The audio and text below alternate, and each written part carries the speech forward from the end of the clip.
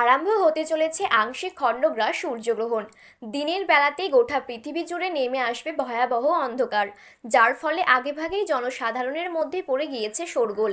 আংশিক খণ্ডগ্রাস সূর্যগ্রহণে বিশাল প্রভাব পড়বে বিশ্ববাসীর জীবনে। বিগত প্রায় 150 বছরের মধ্যে সবচেয়ে বড়, বিরল ও মহাজাগতিক সূর্যগ্রহণ শুরু হচ্ছে।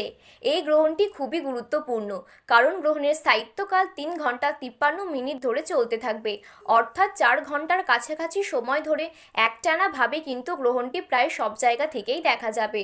মাঝে মধ্যেই বিশ্ববাসী নানান ঘটনার সাক্ষী থেকে যায়, যার মধ্যে এই গ্রহণটি কিন্তু বেশি প্রভাবশালী।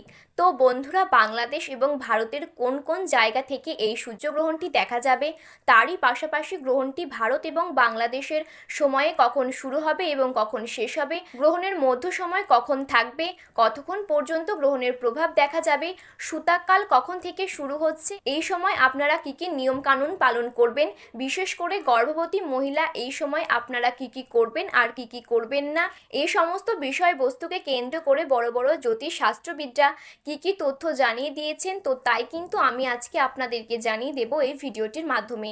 তাই বিস্তারিতভাবে জানতে হলে অবশ্যই ভিডিওটিকে শেষ পর্যন্ত মনোযোগ সহকারে দেখতে থাকবেন।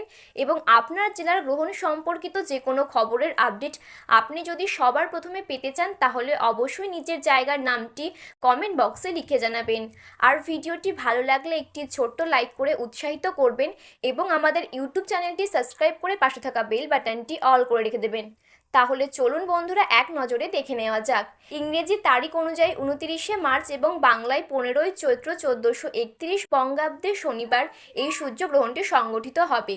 তো ভারতবর্ষ ও বাংলাদেশ থেকে আংশিক খণ্ডগ্রাস সূর্যগ্রহণ শুরু হচ্ছে ইংরেজি 29শে মার্চ 2025 সাল এবং বাংলায় 15ই চৈত্র 1431 সাল শনিবার। ভারতবর্ষের সঠিক সময়সূচি অনুসারে এই আংশিক খণ্ডগ্রাস সূর্যগ্রহণ শুরু হচ্ছে দুপুর 2:21 এবং গ্রহণ সমাপ্ত হচ্ছে সন্ধে 6:14 এবং গ্রহণের মধ্য সময় থাকছে বিকেল 4:17। এবং বাংলাদেশের সঠিক সময়সূচি অনুসারে এই আংশিক খণ্ডগ্রাস সূর্যগ্রহণটি শুরু হচ্ছে দুপুর 2:51 এবং গ্রহণটি সমাপ্ত হচ্ছে সন্ধে 6:44 এবং গ্রহণের মধ্য সময় থাকছে বিকেল 4:47।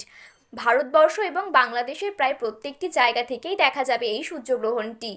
পশ্চিমবঙ্গের কলকাতার পাশাপাশি বাংলাদেশের ঢাকা, সিলেট, চট্টগ্রাম, নোয়াখালী, পাবনা, খুলনা, রাজশাহী, বিবাড়িয়া, কিশোরগঞ্জ, সুনামগঞ্জ, নেত্রকোনা এইসব জায়গা থেকে কিন্তু এই সূর্যগ্রহণটা স্পষ্টভাবে দেখা যাবে।